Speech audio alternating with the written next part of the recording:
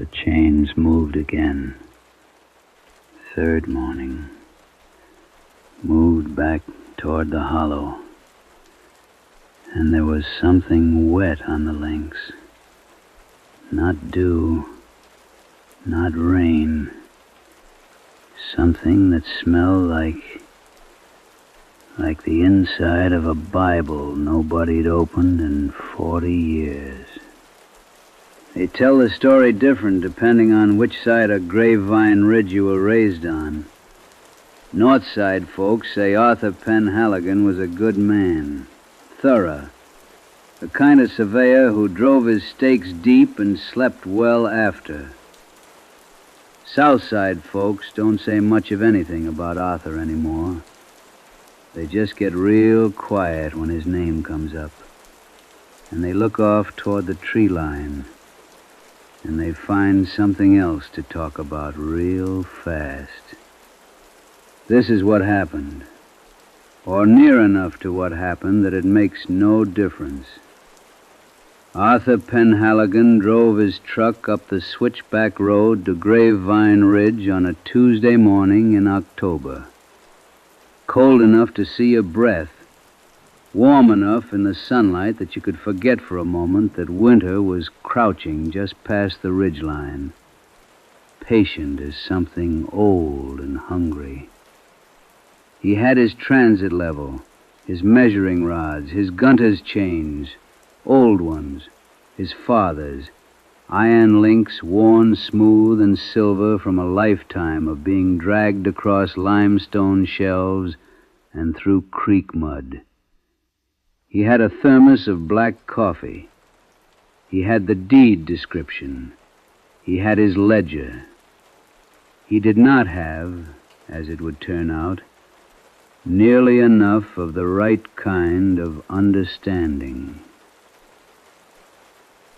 The property was the Kessler parcel, 42 acres up on the ridge, bounded on 3 sides by national forest land, and on the 4th by the old Harlan Vance property, abandoned since 1987, gone back to the mountain the way Appalachian land tends to do, quietly, steadily, without apology. The pines had reclaimed the fence rows. The kudzu had taken the equipment shed. Whatever Harlan Vance had planted in his fields had long since been swallowed back into the earth, the way the earth swallows everything, given enough quiet time. Arthur wasn't there to worry about the Vance property. He was there to establish the corners of the Kessler parcel so it could be sold. Simple work, 2, maybe 3 days. He walked the property first, the way any good surveyor does. Just walking it, just feeling it, getting a sense of the land before you start asking it questions. The grass on Grapevine Ridge grew sideways. He noticed that right off. Not bent by wind. There was no wind that morning. Just that still, gray-bright Appalachian stillness that settles into the hollows and stays. The kind of stillness that has weight to it, presence. The grass was simply oriented, all of it leaning northeast, every blade, like a compass pointing at something just past the tree line. Like every living thing on that ridge had, over many years, made a collective and quiet decision about which direction mattered. Arthur wrote sideways grass in his ledger and kept walking.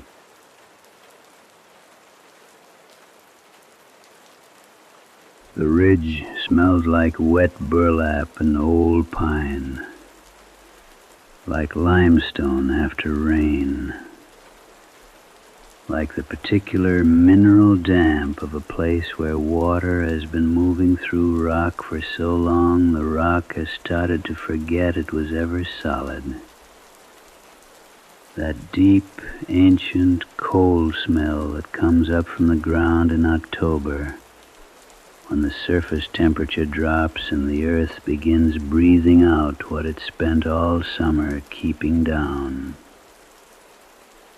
He found the first boundary stone at the northeast corner. Standard enough, 18 inches tall, gray, set flush against a limestone shelf running like a spine along the upper ridge. He photographed it, flagged it with orange tape that immediately looked wrong against the gray-green of the ridge. Too bright, too synthetic, like a scream in a library. By noon he had 3 of the 4 corners established. The southwest corner was giving him trouble. According to the deed, it should have been at a specific distance and bearing from the northwest corner. But when he ran the line, he ended up in a stand of old hemlocks with no marker of any kind. The trees listing slightly, roots broken through the limestone in slow, decades-long catastrophe. All of them leaning northeast, the same way the grass did.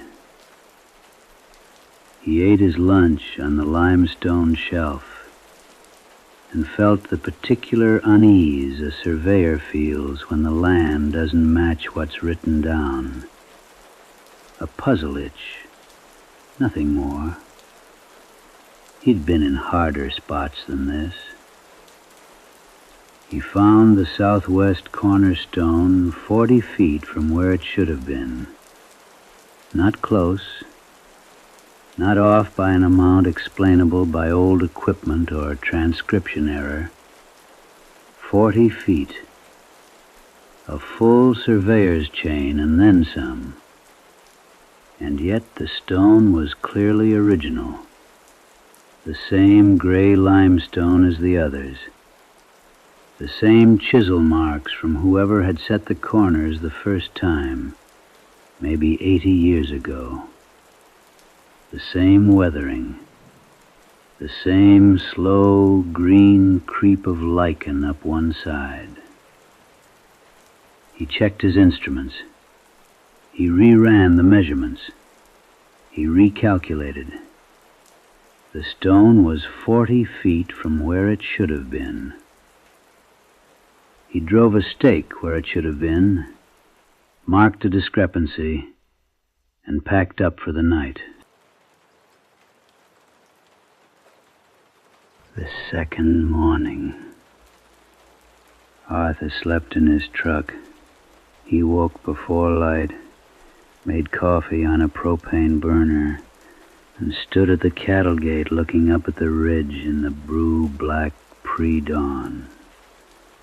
The ridge looked back the way ridges do, without expression, without mercy, with the vast patience of something very old.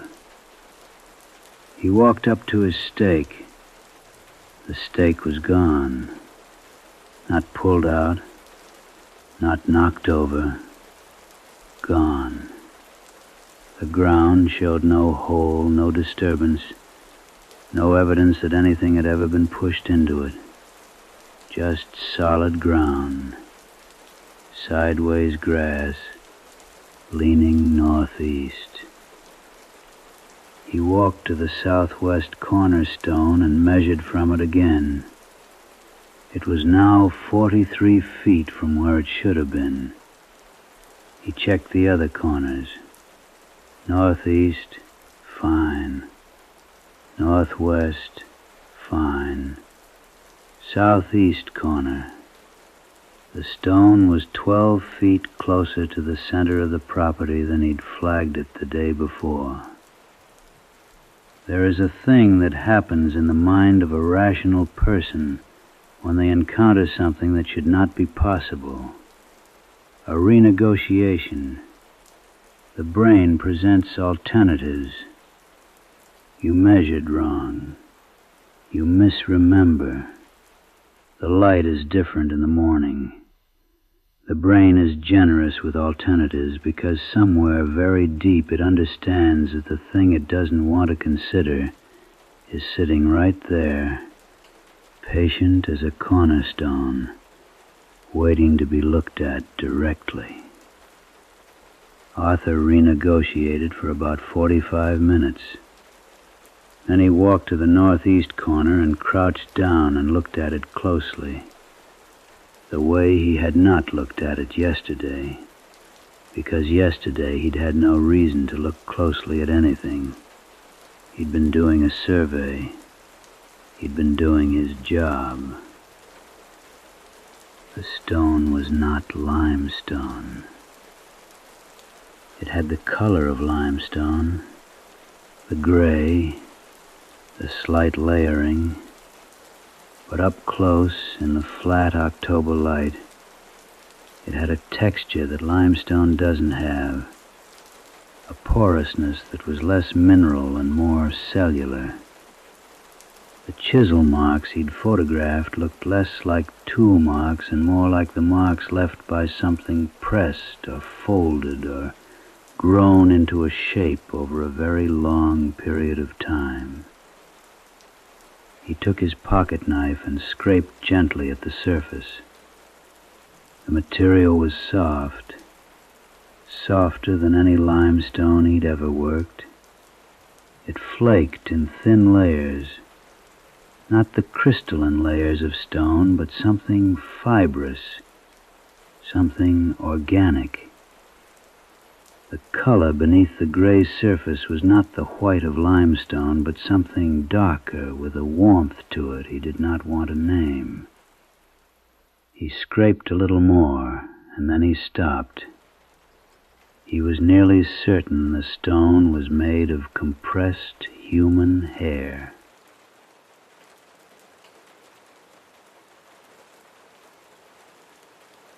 Arthur had found strange corner markers before. Creek rock, hand-poured concrete, old car parts. Once, in eastern Kentucky, a row of pig skulls on iron spikes, which the deed called the Old Combs Marker, with no further explanation.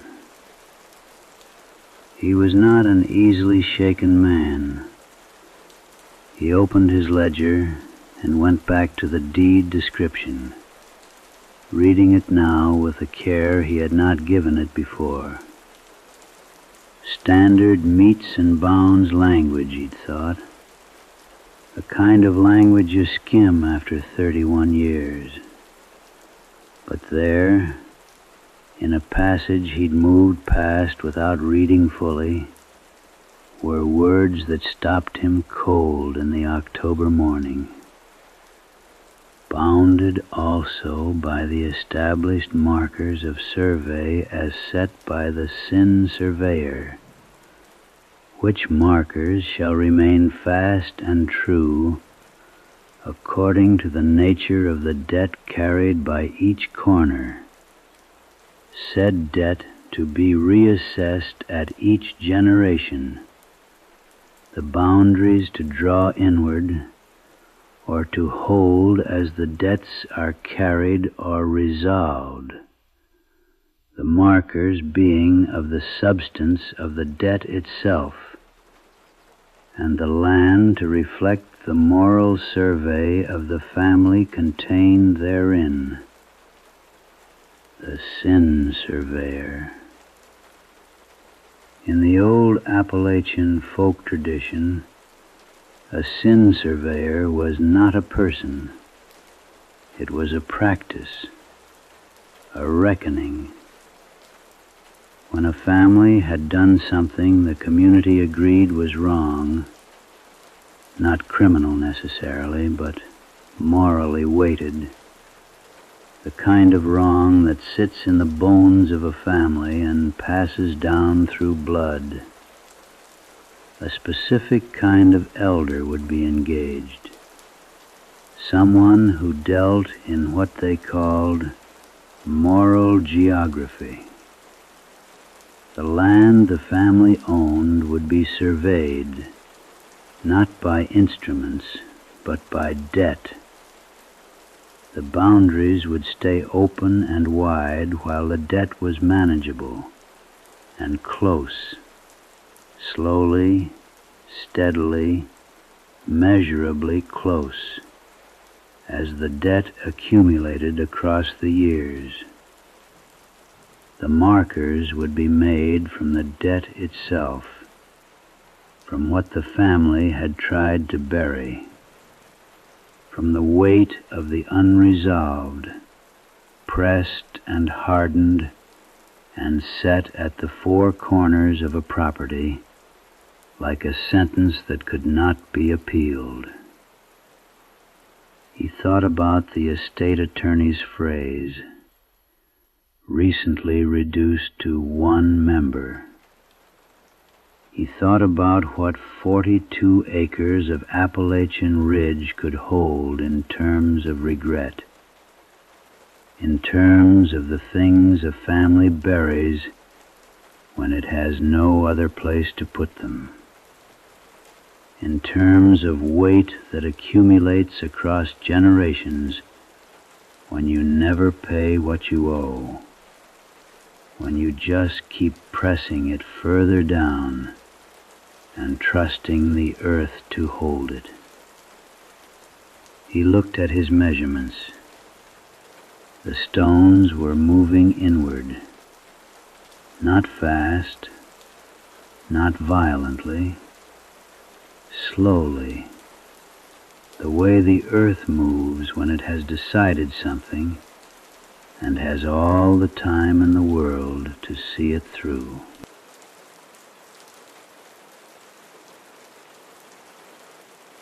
Arthur walked to the northwest corner. The northwest cornerstone was 40 feet inward from its deed position. He stood in the middle of what remained of the 42 acres and turned in a slow circle, the chain cold and heavy in his hands, the sideways grass pressing against his boots. He looked at the 4 stones and he calculated the rate, the trajectory. How long before the 4 lines converged at a single point? He did the arithmetic in his ledger, slow and careful, the way his father taught him. Don't rush the numbers. The numbers will wait.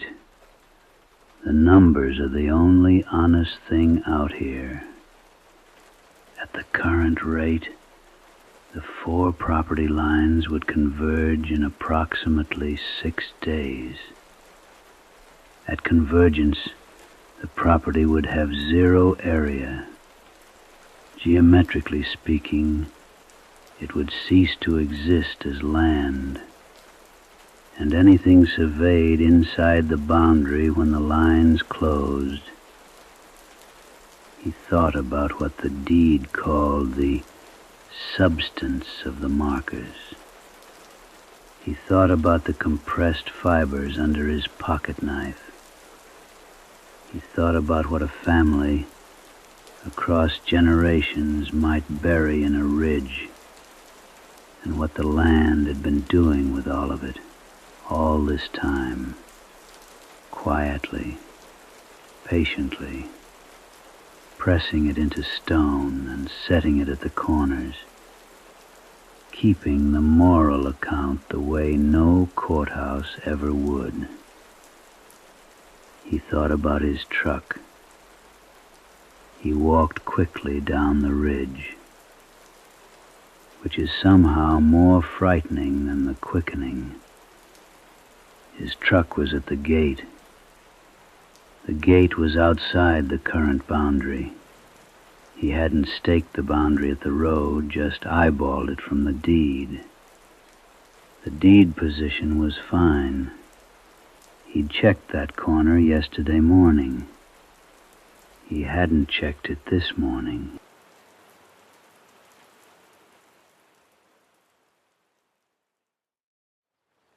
Arthur walked to the northeast corner. The northeast corner had moved. 30 feet inside the deed position. 30 feet inside where his truck was parked. He was a practical man, not given to folklore or rural mysticism. He had made the earth legible for 31 years. He had taken the vague language of old deeds and translated it into something precise and legally actionable and real. He understood, standing at the cattle gate in the thin October light, that the boundary line had passed through his truck while he was up on the ridge doing arithmetic.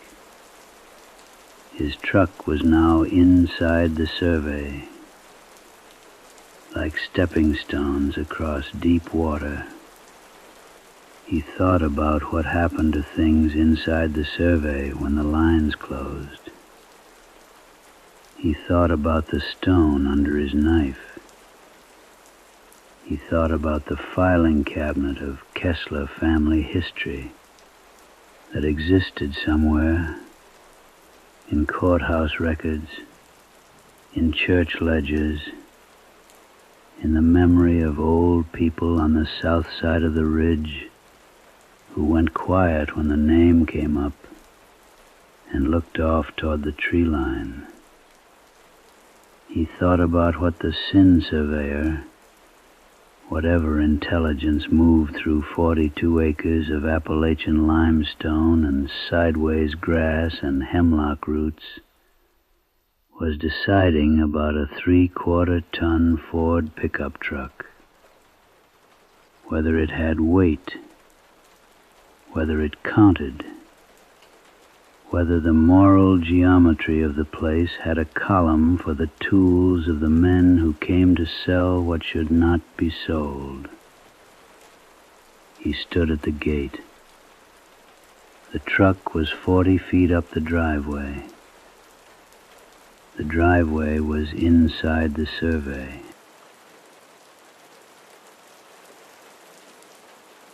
He left the truck. He walked 6 miles down the mountain to the paved road and sat on the guardrail and waited.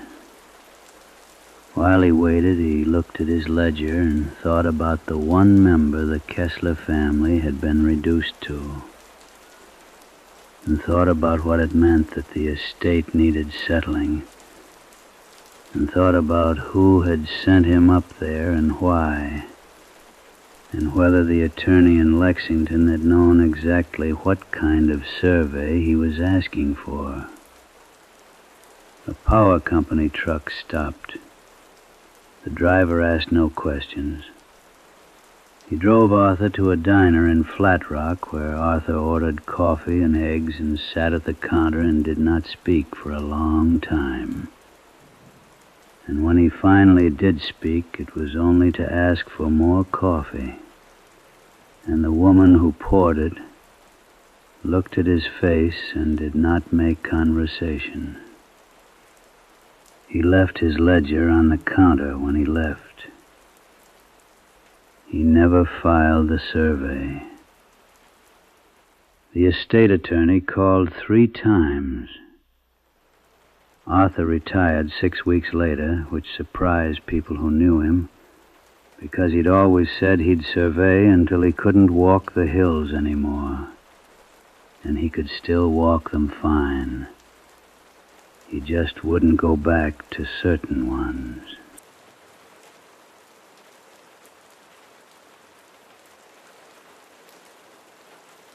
The Kessler parcel sat unsurveyed and unsold. The Forest Service sent someone up eventually. A young woman with GPS equipment and satellite coordinates and all the precision that 30 years of advancement can provide. She came back after the first morning. She said her equipment kept reading the same coordinate for all 4 corners. She said the property, according to her instruments, had no area. She said the grass all grew sideways, leaning northeast, every blade, like a compass pointing at something just past the tree line. She didn't go back. Nobody went back. Some debts the ridge keeps. Some surveys close all the way. And some land, once it's decided to make a fist, doesn't open again.